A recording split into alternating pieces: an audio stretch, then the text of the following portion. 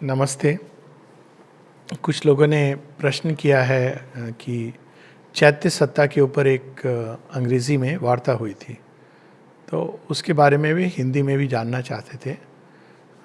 मैं एक बात स्पष्ट कर दूं कि जो अंग्रेज़ी की वार्ता थी वो अंग्रेज़ी की वार्ता है, क्योंकि कोई प्री प्रिपेयर्ड टेक्स्ट नहीं है मेरे पास कि मैं उसके हिसाब से बोलूं। किंतु सत्य तो वही है, तो उसके विषय में हम लोग थोड़ी सी आज वार्ता करेंगे। तो इसको हम प्रश्नों के रूप में ले लेंगे। प्रश्न नचिकेता का बहुत सुंदर प्रश्न है। क्या कोई चीज़ है हमारे अंदर जो इमॉर्टल है? कुछ कहते हैं, नचिकेता ऐसा प्रश्न करते हैं यम से, कुछ कहते हैं कि मृत्यु के बाद सब समाप्त हो जाता है। ये प्रश्न को मैं अपने हिसाब से, कुछ कहते नहीं, कुछ है जो एक अमृत तत्व का बीज है, वो रहता है, इमॉर्टल है हमारे अंदर। तो इसमें सच क्या है? ऑफ कोर्स यम तो पूरा कठोपनिषद उस पर बेस्ड है।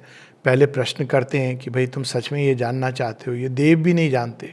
बहुत सुंदर उसमें एक कड़ी है कि देवता भी नहीं जानते। तो यहाँ हमको पहली कड़ी मिलती है। पहली कड़ी क्या मिलती है कि देवता भी नहीं जानते। मतलब वो क्यों नहीं जानते हैं देवता? ऐसा क्या रहस्य है मनुष्य के अंदर कि देवता नहीं जानते?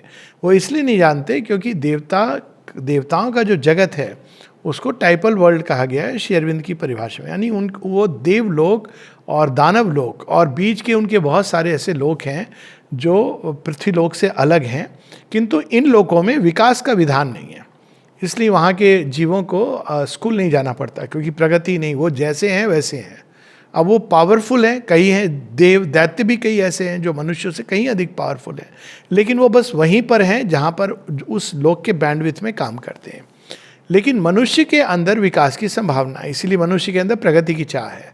देवताओं को अगर प्रगति लेनी है, ये भी हमारे शास्त्रों में, तो उनको मनुष्य का देह धारण करना पड़ता है, क्योंकि मनुष्य के अंदर एक ऐसी चिप डाली हुई है, भगवान ने एक ऐसा तत्व डाला है, अपना ही एक अंश, जो अपने आप उसके अंदर एक विकास की ना केवल संभावना, एक चाह है, उत्कंठा है, एक आकांक्षा, एक प्यास है। और वो प्यास कहाँ जाके बुझती है? क्योंकि वो भगवान का ही एक अंश है, भगवान के साथ एक होकर तभी उसकी वो प्यास बुझती है। और सारी कहानी हमारी इस प्यास के जगने से लेकर उसकी परिपूर्ति तक की कहानी है, इस प्रकार से हम कह सकते हैं। लेकिन एक लंबे समय तक ये चैत्य का भ्रूण या आत्म तत्व, जो भी हम नाम ले लें, इसको हम इस तरह से एक बीज की उपमा दे के हम कर सकते हैं कि बीज के अंदर अगर हम देखें तो क्या है। अगर कोई कह सकता है बीज के अंदर पूरा वृक्ष है, गलत होगा? बिल्कुल नहीं गलत होगा, सही है। कोई कहेगा वृक्ष दिखाओ, तो कहेगा नहीं दिखता है। तो कैसे दिखेगा? ये बीज जैसे जैसे बड़ा होगा तो दिखेगा। तो ये उसके कोर में अदृश्य रूप में, अप्रत्यक्ष रूप में ईश्वर विद्यमान है। कण कण के अंदर वैसे ही ईश्वर अप्रत्यक्ष रूप में, अदृश्य रूप में विद्यमान है। तो वो क्या कर रहे हैं? जैसे कि वो बीज के अंदर कोई चीज है जो बीज को ड्राइव कर रही है वृक्ष बनने के लिए। श्री अरविंद एक शब्द यूज करते हैं, रियल आइडिया। वो कहाँ से आया है? वो सीधा सुपर माइंड से, यानी जो क्रिएटर की चेतना से ही, क्रिएटर की चेतना का ही वो एस्पेक्ट है जो हर चीज को उसकी नियति की ओर ले जा रहा है। तो वो रियल आइडिया जो पुश कर रहा है, एक ऐसी बात है जो जीव वैज्ञानिक है वो भी नहीं समझ पाते हैं कि क्यों ऐसा है कि जीन्स का संयोजन क्यों क्लिक हो जाती है, ऑन क्यों ऑफ हो जाती हैं, उनके अंदर चेंजेस क्यों आते हैं। ये बहुत जटिल विषय है, लेकिन उसके पीछे कोई चीज़ है जो जीन को ड्राइव करती है। तो हम लोग तो कहावत जानते हैं कि बोए पेड़ बबूल का तो आम कहाँ से होए, क्योंकि हर चीज़ के अंदर वो चीज़ है जो उसको पुश कर रही है। तो भगवान एक अदृश्य अप्रत्यक्ष रूप में, लेकिन एक शक्ति के रूप में वो विद्यमान है, एक ज्ञान के रूप में विद्यमान है। तो ज्ञान का स्वरूप उनको उस चीज़ को उस दिशा में पुश कर रहा है, धकेल रहा है, या उसको प्रकट करने के लिए बाध्य कर रहा है। और वहीं उनकी शक्ति उसको वो ऊर्जा दे रही है जिसके माध्यम से वो बीज वृक्ष बनेगा। तो ये तो हो गई एक अदृश्य अप्रत्यक्ष ईश्वर जो हर कण में विद्यमान है। फिर दूसरी बात आती है कि बीज का जो सबसे गहरा भाग है, उसको अंग्रेजी में एक तो है एंडोस्पर्म, बाहर का एक और कोट है, एनीवेज उसका सबसे जो अंदर का पार्ट है वो भाग है जिसके अंदर वो पूरा ब्लूप्रिंट रखा हुआ है वृक्ष का। अब वो ब्लूप्रिंट हम कह सकते हैं कि मटेरियल ब्लूप्रिंट है। उसी तरह हमारे अंदर एक भाग है, ईश्वरीय भाग, जिसके अंदर पूरा ब्लूप्रिंट रखा है ईश्वर की पूरी संभावना लेकर। उसको चैत्य स्फुलिंग कहा जाता है, आत्मतत्व। तो आत्मतत्व ऐसे नहीं है कि बस घूम रहा है। आत्म तत्व धीरे धीरे धीरे धीरे, अगर हम प्रत्येक जीवन काल को एक वर्ष के रूप में ले लें, या अगर पढ़ाई का लें तो एक कक्षा के रूप में ले लें, जो वृक्षों को स्टडी करते हैं बताते हैं कितने वर्षों से वो दबा हुआ था, तो ऐसा हम समझें कि भाई कितने जन्म वो दबा रहता है और अभी उसमें कोई प्रकार की सिहरन नहीं आती है, वो एक बेबी इन द वूम्ब की तरह है, एक लंबे अवधि तक।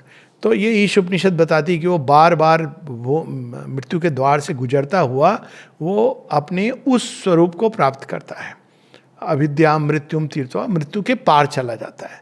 यानी वो चैत्य स्फुलिंग हमारे अंदर अविनाशी परमात्मा का अंत है, उसका विनाश नहीं हो सकता।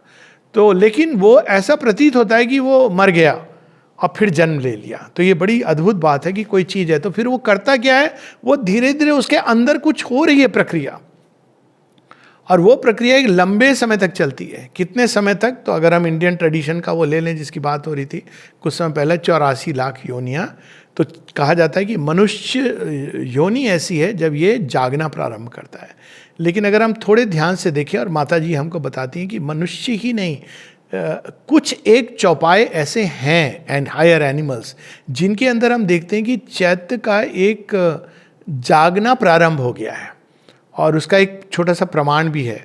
तो अगर हम देखें घोड़ा, हाथी, स्वान, कुत्ता, और कुछ एक हैं जिनके अंदर आप देखेंगे ऐसे भाव, सिंह, जहाँ पर आप लॉयल्टी, जैसे वो चैत्य क्वालिटीज़ क्या होती हैं, फिडेलिटी, लॉयल्टी, ये जो एक कई क्वालिटीज़, भाव जिसके कारण काइंडनेस, ये चीज़ें, हाँ काइंडनेस, और जैसे स्वान के अंदर बहुत अधिक ये होता है फेथफुलनेस।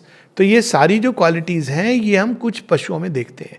तो मनुष्य में भी कुछ बच्चों में ये चीज़ देखने को मिलती है। एक चैत्य का एक, जैसे अगर हम देखें छोटे बच्चे को 11-12 साल के पहले, एडोलेसेंस में एंटर करने के पहले, तो वो या तो एक देह जो प्राणवंत है और उस प्राणवंत देह के पीछे एक चैत्य सत्ता है। तो चूंकि प्राण के अन्य हिस्से नहीं आए हैं, मन नहीं आया है, तो वो बिल्कुल स्पष्ट दिखती है। तो उनके अंदर कई ऐसी चीज़ें, बच्चे झूठ बोलना स्वाभाविक रूप से नहीं जानते हैं, जैसी वो एडोलेसेंस आती है तो ये सब खेल शुरू हो जाता है। तो पशुओं में, हायर एनिमल्स में प्रारंभ हो जाता है। और मुझे लगता है यही शायद एक कारण रहा है कि एक एक्सट्रीम तो ये है कि किसी जीव की हत्या ना करो क्योंकि सबके अंदर भगवान है, लेकिन एक दूसरी भी एक धारा रही है भारतवर्ष में कि हायर जो जीव है, गाय बहुत प्रोमिनेंटली, उसके अंदर देखिए ममत्व कैसा है। अगर आप लोग अब बताते भी हैं कि गाय को थेरेप्यूटिक होती है गाय को केवल एम्ब्रेस करना, तो ये ममत्व का जो भाव है, ये सारी चीज़ें हायर एनिमल्स में आती है। वो क्यों आती है? क्योंकि चैत्य स्फुलिंग जाग रहा है, तो ये हायर एनिमल्स में जागना प्रारंभ हो जाता है। लेकिन फिर भी वो बहुत अधिक वो अंधकार के घेरे में ही है, तो वो जागता तो है लेकिन एक्टिवली अपने को एक्सप्रेस नहीं कर पाता। क्यों नहीं?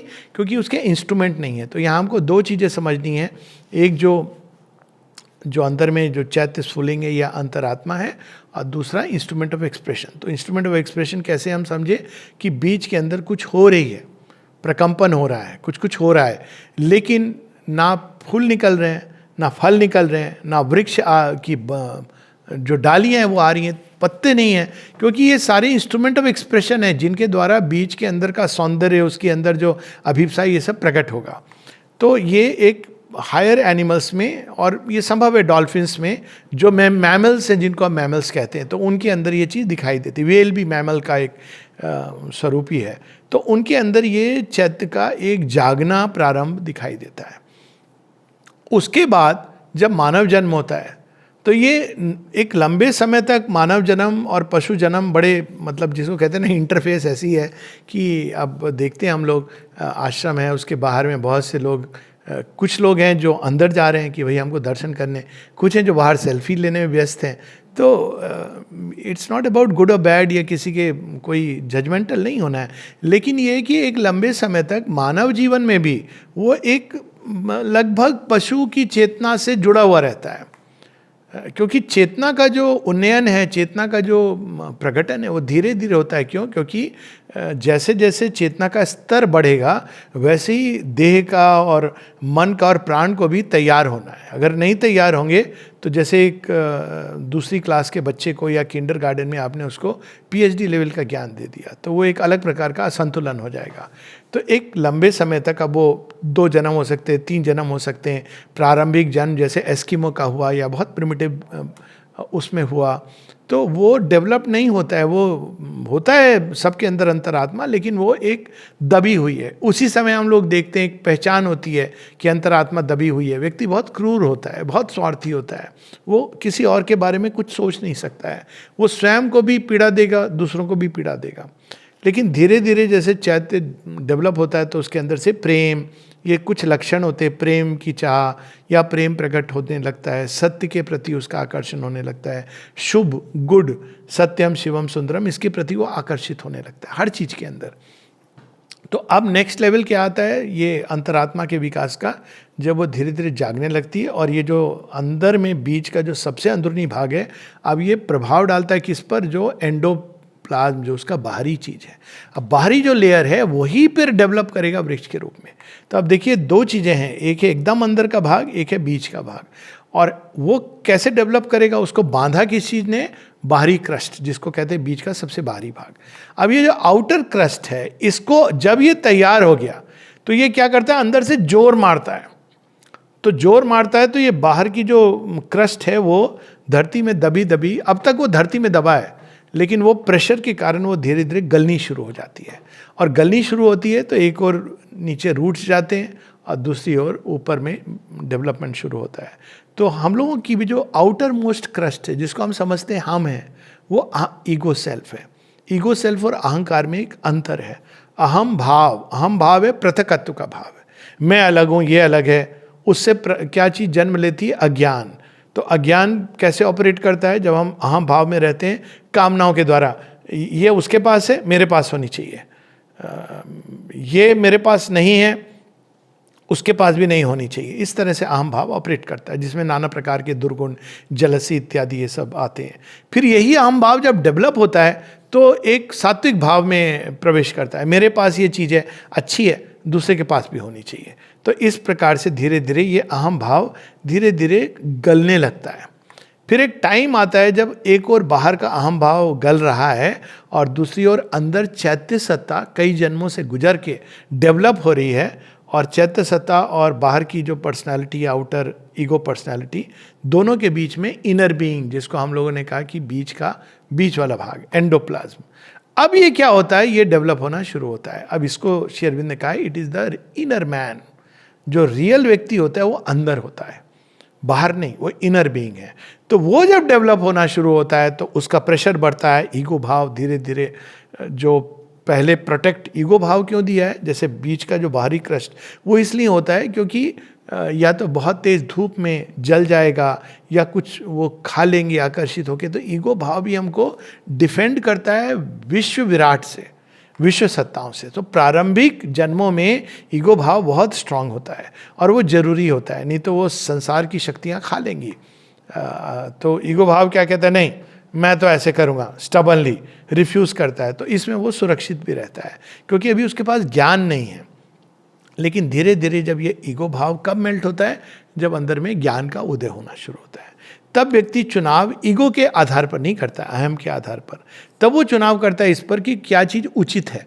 अब वो जानने लगता है कि मेरी दिशा क्या होनी चाहिए। तो जैसे जैसे वो अंदर में आत्म विकास होगा, वैसे वैसे वो अहंकार का जो अहम भाव, जिसकी ज़रूरत थी एक समय, वो धीरे धीरे गलने लगती है। और अब जो बीज के अंदर वृक्ष है, यानी चैत्य सत्ता के अंदर जो दिव्य संभावना है, वो प्रकट होने लगती है।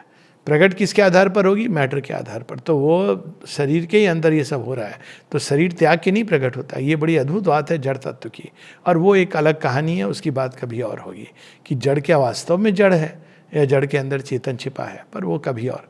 तो धीरे धीरे वो शरीर के ही आधार से, कोई चीज़ है शरीर में जो बड़ी अद्भुत है ह्यूमन बॉडी में और टेरेस्ट्रियल मैटर में, कि वो कहीं ना कहीं किसी रूप में चैत्य सत्ता का पोषण करती है। कैसे पोषण करती है, दुनिया भर के अनुभव आते हैं और इस जड़ तत्व के अंदर सारे तत्व मिले हुए हैं। इसीलिए कहा गया है कि पिंड के अंदर ब्रह्मांड है। तो जो टाइपल वर्ल्ड है, जो कहा जाए देवों के जगत और दैत्यों की जगत, वहाँ तो एक रस जीवन है। अब जो इंद्र भगवान का स्वर्ग है, असल स्वर की बात नहीं हो रही है। वहाँ अब एक जैसा म्यूजिक चल रहा है, एक जैसी चीज़ें हैं, विधाएं हो रही हैं। लेकिन अब आप ये धरती है, इसमें बहुत सारी विधाएं एक साथ संभावनाओं के रूप में प्रकट होती हैं। तो अब चैत्य के पास बहुत संभावनाओं का एक अपार भंडार खुला हुआ है। ये जड़ तत्व की एक विशेषता है। इसलिए आप देखिए, वैसे तो लोग कहते हैं मोक्षवादी कि हमको मुक्ति मुक्ति मुक्ति की बात, लेकिन वो भूल जाते हैं कि जड़ तत्व, इस शरीर के बिना आप साधना नहीं कर सकते। ये बड़ी इंटरेस्टिंग चीज़ है। शरीर माध्यम खलु धर्म साधनम, शरीर ही माध्यम है। तो शरीर क्यों ऐसा माध्यम बना है? क्योंकि जड़ तत्व के अंदर कोई चीज़ है जो एक और तो एक रैपिड इवोल्यूशन रोकती है, ये भी इंटरेस्टिंग बात है। वहीं दूसरी ओर उसके अंदर छिपी हुई संभावनाएं जिनसे वो पोषित करती है। दोनों चीज़ें हैं। रैपिड इवोल्यूशन कैसे, क्यों रोकती है और वो क्यों आवश्यक है? क्योंकि अगर बहुत शीघ्र अगर अंतरात्मा डेवलप होने लगे तो उसके इंस्ट्रूमेंट आधे अधूरे रह जाएंगे और वो अपने को अभिव्यक्त करने की जगह सीधा भज गोविंदम चल अपने घर जो ससुराल में, तो वो प्रयोजन नहीं है। तो दोनों का समन्वय चाहिए।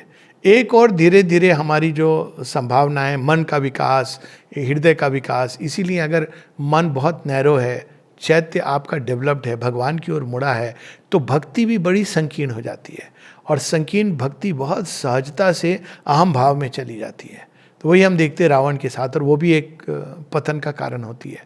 और अगर हृदय डेवलप नहीं है तो मन के अंदर वो चैत्य डेवलप हो रहा है, भगवान की तरफ मुड़ रहा है, लेकिन हृदय बहुत संकीर्ण है, तो वो क्या करता है, सेक्ट बना लेता है। ये मेरा वाला भगवान है, ये सबसे बड़ा है, सबसे बढ़िया है, तुम्हारा भल वाला भगवान अच्छा नहीं, क्योंकि वो एक संकीर्ण ग्रुप में स्वयं को सीमित कर देता है। उसी तरह अगर प्राण भी स्ट्रांग नहीं है और चैत्य डेवलप हो रहा है तो वो टूट जाता है, प्राण बिखर जाता है। और उसी प्रकार से अगर शरीर स्ट्रांग नहीं है तो चैत्य डेवलप हो रहा है तो उसका जो तेज है, प्रकाश है, प्रताप है, शरीर उसको सहन नहीं कर पाता है और वो उसमें भी ब्रेकडाउन की संभावना है। तो ये प्रकृति एक खेल को लंबे समय तक बहुत टाइम लेती है।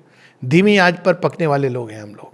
तो लेकिन एक समय आता है जब चैत्य सत्ता तैयार हो रही है, तब वो चैत्य स्फुलिंग, चैत्य सत्ता, ये दो अलग वर्ड है। चैत्य स्फुलिंग मतलब बीज के अंदर वृक्ष की संभावना, और चैत्य सत्ता अब वो बीज अपनी परिसमाप्ति पर चला गया है, वृक्ष निकला है। अब वृक्ष के अंदर ऋतुओं के साथ परिवर्तन होंगे, लेकिन अब बीज ने अपना काम कर दिया है। तो चैत्य सत्ता जब पूरी तरह विकसित हो जाती है, उसके अंदर जो जो दिव्य संभावनाएं थी वो प्रकट हो जाती हैं। अब वो क्या है, केवल वो इंस्ट्रूमेंट का डेवलपमेंट होना है या फिर वो बाहर जा सकती है, वो एक दूसरी बात है। किंतु चैत्य सत्ता, चैत्य स्फुलिंग का संपूर्ण विकास चैत्य सत्ता है।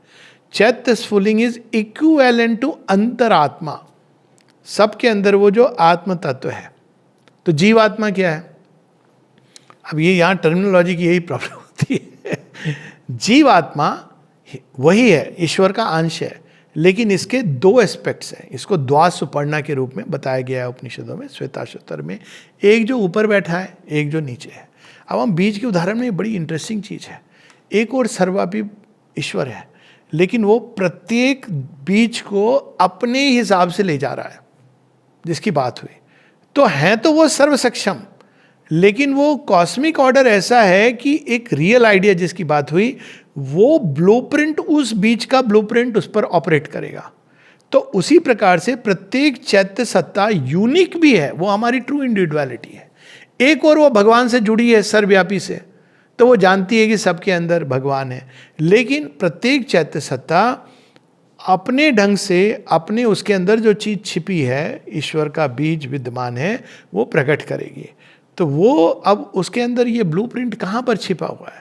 वो ब्लूप्रिंट जीवात्मा के पास रियल आइडिया सुपर माइंड से, सुपर माइंड के अंदर ये अपने ब्लूप्रिंट के साथ देश काल की सीमा के परे, वो भगवान के पास वो जीवात्मा का वह स्वरूप है जहाँ वो अपने ओरिजिनल स्वरूप में, जिस रूप में उसको जाना है। और ये बड़ी इंटरेस्टिंग फुल प्रूफ टेक्निक है, मेथड है भगवान का, क्योंकि वो वहाँ पर है, वो खींच रहा है आपको।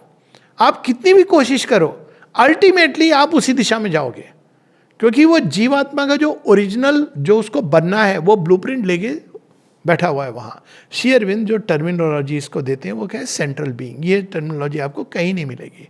आप हिंदी में केंद्रीय सत्ता, वो ट्रांसलेशन है, परंतु वही हमारा सच्चा केंद्र है जो देश काल के परे है। किंतु उसी जीवात्मा का एक अंश हमारे अंदर चैत्य स्फुलिंग या अंतरात्मा के रूप में है।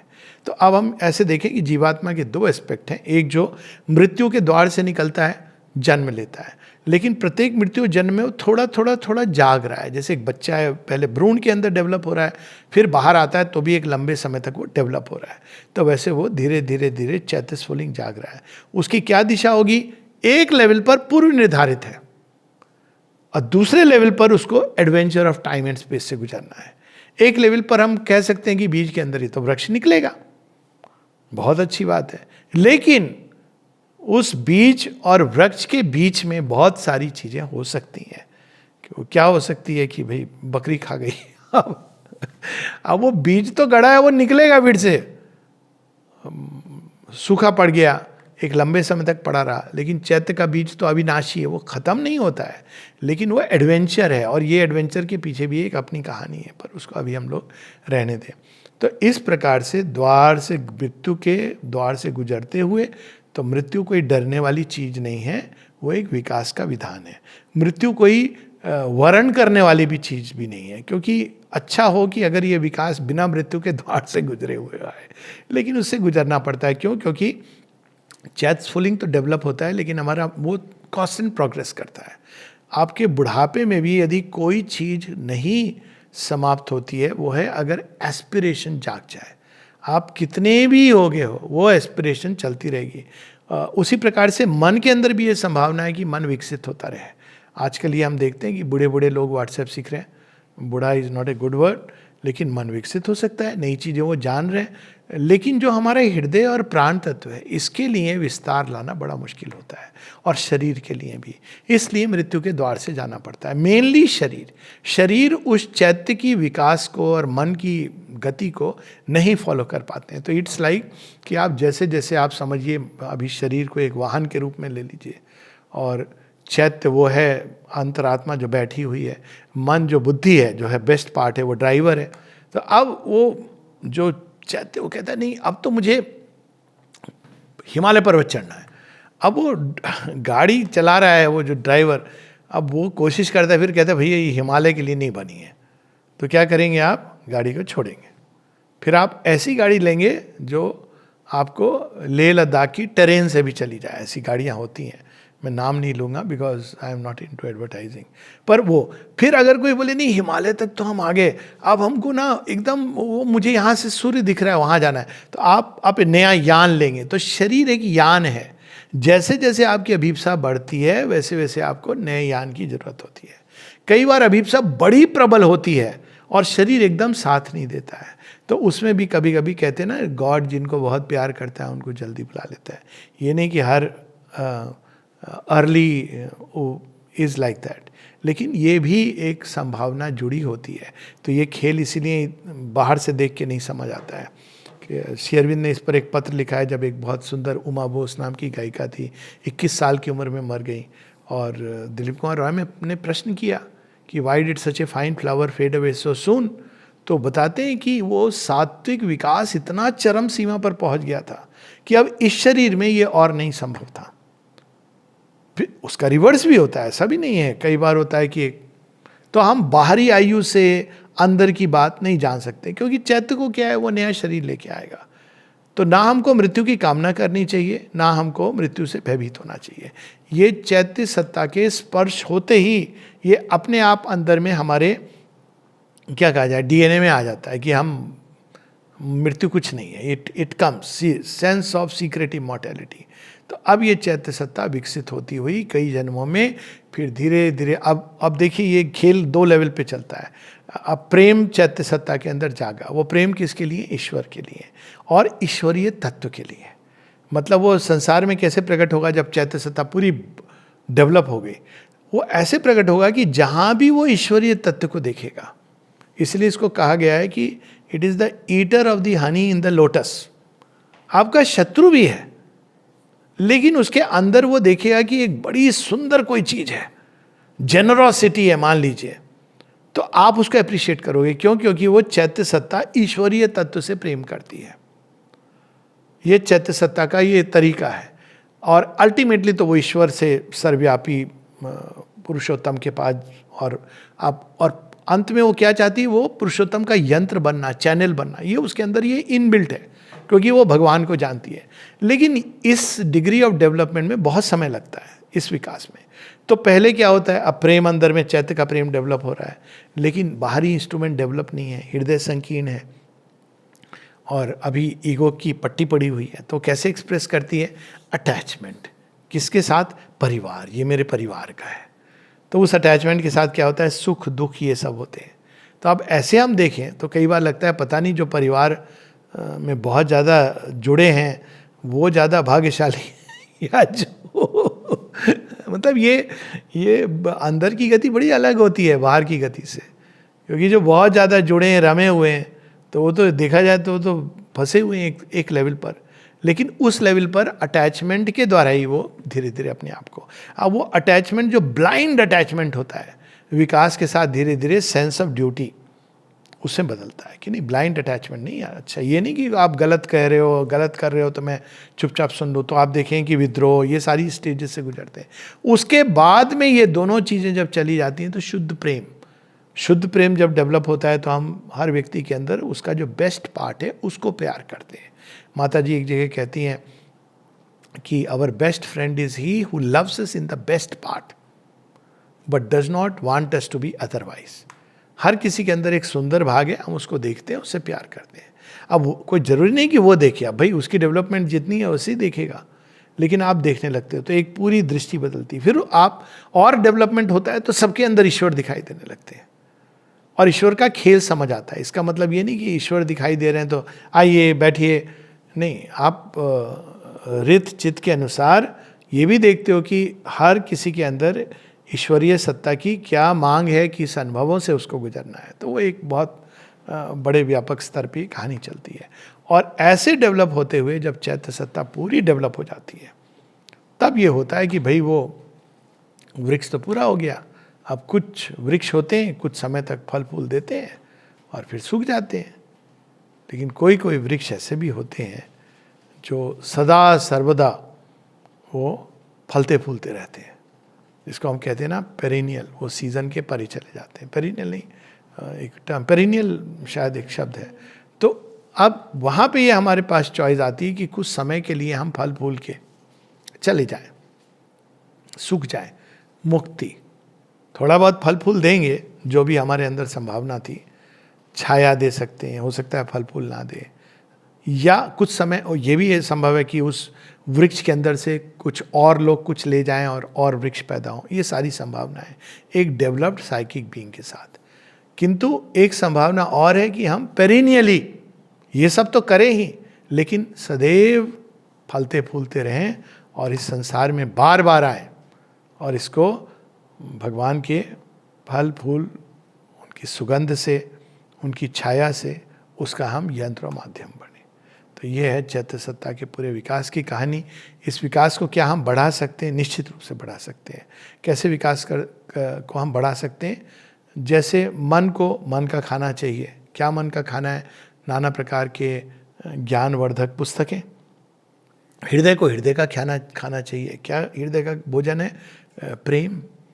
और कई बार वो मिक्सचर आता है, हर प्रेम के साथ वो ईर्ष्या, ना जाने क्या क्या घृणा मिली होती है, तो फार्मूला फूड आता है, बेस्ट क्वालिटी का नहीं होता है। लेकिन अब क्या, अब जिसका हृदय के अंदर अभी प्रेम जगह ही नहीं है, वो कहीं से भी प्रेम ढूंढ रहा है। और प्राण को क्या चाहिए? प्राण को चाहिए प्राण का खाना, जो इंटरेस्ट, डिज़ायर, इसके थ्रू। और शुद्ध जो भोजन है प्राण का, वो है आनंद। वो तो मिलता नहीं आसानी से, ईश्वर की शक्ति। तो तब तक वो इन्हीं चीज़ों को भोजन करके थोड़ा थोड़ा अपनी काम चलाओ कि भाई, अब जैसे आदमी अब घर में नहीं रहता है तो मेस के खाने से काम चलाता है, ढाबे में खाना खाता है, स्विगी से लेता है, तो वैसे ही वो प्रारंभिक जीवनों में ऐसे ही है। फिर शरीर का क्या भोजन है? शरीर का भोजन है आहार, जो हम लोग बाहर से कर लेते हैं। तो उसी प्रकार से ये पार्ट्स को तो हम देखते हैं। अधिकतर लोग तो केवल शरीर और प्राण, निम्न प्राण को भोजन देते हैं, वो हृदय को भी ठीक से पोषित नहीं करते हैं और मन को तो करते नहीं है, और चैत्य की तो बात अलग है। तो मन को भी हमको पोषित करना होता है। इसीलिए scriptural reading of scriptures Bharatvarsh में ये स्वाध्याय एक पार्ट था, योग का, डिसिप्लिन का ये भाग है। क्यों? मन नहीं अगर डेवलप्ड होगा और आपकी चैत्य डेवलप्ड होने लगेगी, तो इंस्ट्रूमेंट जो मेन, तो मनुष्य में तो अभी मन ही नेता है, मन प्राण शरीर नेता। और अगर हम स्क्रिप्चर के थ्रू नहीं भी, तो रीजन का development, mental will, mental control, इसका भी एक अपना स्थान है। मनुष्य मनुष्य तब बनता है जो अपने अंदर के पशु को वो मेंटल विल से कंट्रोल करता है। तो ये एक मन का डेवलपमेंट। लेकिन चैत्य को भोजन क्या चाहिए? चैत्य को भोजन तो अब इसी में एक प्रकार के स्क्रिप्चर होते हैं जो चैत्य को भोजन देते हैं। अब जैसे रामचरितमानस है, इसको आप पढ़ें, श्री अरविंद तो हर लेवल का भोजन देते थे चैत्य के माध्यम। श्री अरविंद की सारी पुस्तकें, खासकर प्रेयर्स एंड मेडिटेशन, सावित्री है, भगवान का स्मरण, मनन, जप, ये सारी चीज़ें चैत्य का भोजन है। भगवान का दर्शन कहीं भी जा कर के उनके सामने, या ऐसे स्थान है, तीर्थ यात्रा, ये सारी चीज़ें इनबिल्ट थी भारत के सनातन धर्म में, क्योंकि वो जानते थे कि चैत्य को आपने अगर नहीं डेवलप किया और मन आपका डेवलप हो गया, क्योंकि वो तो एक अलग लेवल पर विकास चल रहा है, तो आप वास्तव में a brilliant mind with a undeveloped psychic is by definition an asura. तो वो माइंड तो डेवलप हो गया, बहुत रैशनली डेवलप हो गया, एनालिटिकल हो गया, लेकिन चैत्य डेवलप नहीं हुआ, तो वो संसार में महाविनाश का कारण बनेगा। तो भारतवर्ष की अगर आप देखें सनातन धर्म की जो जीवन शैली थी, उसमें ये सारी चीज़ें इनबिल्ट थी। तो ये एक चैत्य के विकास की यात्रा है। अंदर अंदर ये डेवलप होता है, ये हमारा ट्रू सेल्फ है, ट्रू बीइंग है। और माने कहा है, it is the divinity nearest to us. सबसे आसान अगर किसी चीज़ को पाना है तो वह है चैत्य सत्ता। लेकिन चैत्य सत्ता पाने के लिए योग नहीं किया जाता है। भगवान को पाने के लिए जब हम मुड़ते हैं तो चैत्य अपने आप जागता है। आप बुलाते हो माँ माँ माँ माँ, बच्चा, श्री रामकृष्ण कहते थे ये कि गाय जाएगी तो बछड़ा पीछे पीछे आएगा। तो वैसे ही जब हम भगवान को खोजते हैं अंदर या कहीं भी, या सत्य को खोजते हैं, तो चैत्य अपने आप जागता है। सेकुलर अप्रोच है सत्य की खोज, लेकिन वो सत्य की खोज में कोई पूर्वाग्रह, कोई पूर्व धारणा नहीं होनी चाहिए। वैज्ञानिक रूप से भी अगर हम जा रहे हैं तो फिर हमको कहीं रुकना नहीं चाहिए कि जड़ जगत इज द लास्ट लिमिट। तो किसी भी रूप में जब हम अल्टीमेट गुड की खोज करते हैं, अल्टीमेट सौंदर्य की खोज करते हैं, आप किसी भी मार्ग से जाइए, तो धीरे धीरे धीरे चैत्य का विकास होता है, वो सामने आने लगता है, डेवलप करता है। और डायरेक्ट खोज है ईश्वरीय प्रेम, भगवान से प्रेम, क्योंकि ये हमारे भावनात्मक केंद्र के बिल्कुल पीछे है। तो अगर हम भावनाओं के द्वार से अगर चैत्य के पहुंच जाते हैं तो बहुत शीघ्रता से पहुंचते हैं।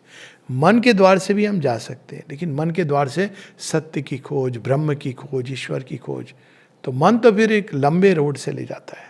मन का तो तरीका है कि वो स्टेप से चढ़ता हुआ, घुमावदार सीढ़ियों से चढ़ता हुआ माता वैष्णो देवी के मंदिर ले जा रहा है। और जो हृदय का द्वार है वो तो एक अलग डायमेंशन से आता है। वो आपको एक छोटा सा हेलीकॉप्टर है, उसमें आप बैठ के वहाँ पहुँच जाते हो दर्शन कर लेते हो। दोनों ज़रूरी हैं, क्योंकि जब हम घुमावदार सीढ़ियों से जाते हैं तो हम वहाँ एंजॉय कर सकते हैं। हेलीकॉप्टर से केवल जाते हैं, और अगर ये हमारे अंदर सक्षम नहीं है तो हेलीकॉप्टर से हम दर्शन तो कर लेंगे, लैंड नहीं कर पाएंगे, क्योंकि हम वहाँ पर श्वास नहीं ले सकेंगे। तो दोनों के विकास की ज़रूरत है, मन के विकास की, हृदय की भी, शरीर की भी, प्राण की भी।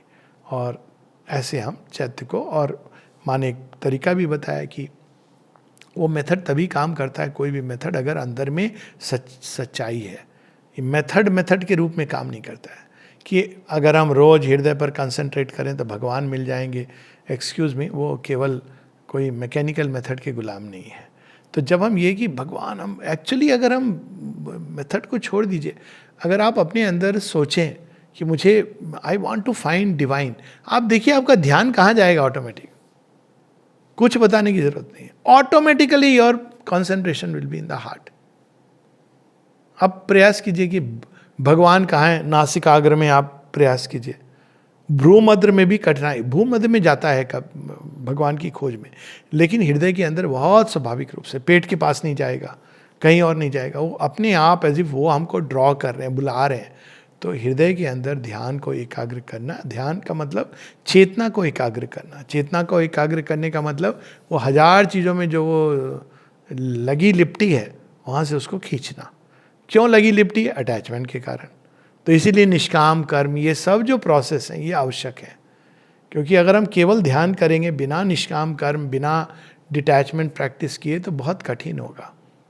तो वो सब तैयारी होती है। फिर जब आदमी जब ये सब करके वो सब चीज़ों के बीच में लेकिन बंधा नहीं है, वैसे आसक्त होके नहीं बंधा है, तो वो जब बैठ करके हृदय में कंसंट्रेट करते हैं, भगवान को खोजते हुए, उनकी किसी छवि का या नाम का सहारा लेके। नाम तो बहुत बड़ा फाउंडेशन है इटर्निटी का। तो जब हम नाम और छवि दोनों का सहारा लेके माँ माँ माँ जब खोजते हैं, तो धीरे धीरे भगवान, और भगवान कैसे प्रकट होते हैं? पहले चैत्य, उसके पीछे वो जैसे गोद में लिए हुए हैं। तो वो जो अप्रत्यक्ष है वो प्रत्यक्ष होने लगते हैं। और किसके आंखों से प्रत्यक्ष होंगे? केवल चैत्य की आंखों से। केवल बीच का जो सबसे अंतरंग भाग है वही महसूस करता है अपने अंदर के प्रेशर को, बाहर की क्रश नहीं महसूस करती है। Even inner being indirectly feel करता है। तो जितना हम चैत्य में जागेंगे, उतना अधिक हम अपने अंदर और संसार में ईश्वर को देखेंगे, खोजेंगे, पाएंगे। इससे एक अंतिम चीज जोड़ दो। आज का एक इंटरेस्टिंग कमेंट आया था। क्या कमेंट आया था? कि सनातन धर्म को नष्ट करना है। मूर्ख मूर्ख। आत्म तत्व को नष्ट कर सकता है, ये प्रयास दुर्योधन ने किया था, और दुर्योधन सपरिवार समूल विनाश हो गया। क्यों? बाय डेफिनेशन आप आत्म तत्व को नष्ट नहीं कर सकते, वो इमॉर्टल है। और अगर आपने बाहर से, मैं एक एक्सट्रीम एग्जांपल ले रहा हूं, कि बाहर से आपने सारे मनुष्यों को नष्ट कर दिया, तो भी सनातन धर्म प्रकट हो जाएगा, क्योंकि वो इमॉर्टल सब्सटेंस है। जैसे आपने एक वृक्ष को काट डाला, लेकिन उसका बीज अगर जीवित है तो वो फिर से वृक्ष बन जाएगा। तो सनातन धर्म का जो आधार है, उसकी बाद में कभी टॉक करेंगे, वो अविनाशी आत्म तत्व है, उसका विनाश संभव नहीं है।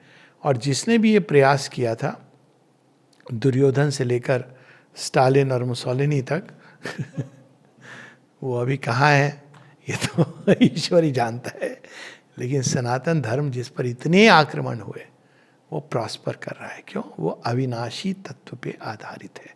ब्रह्म का विनाश नहीं हो सकता, आत्म तत्व का विनाश नहीं हो सकता, और सनातन सत्य का अल्टीमेट सत्य का विनाश नहीं हो सकता। जय मां।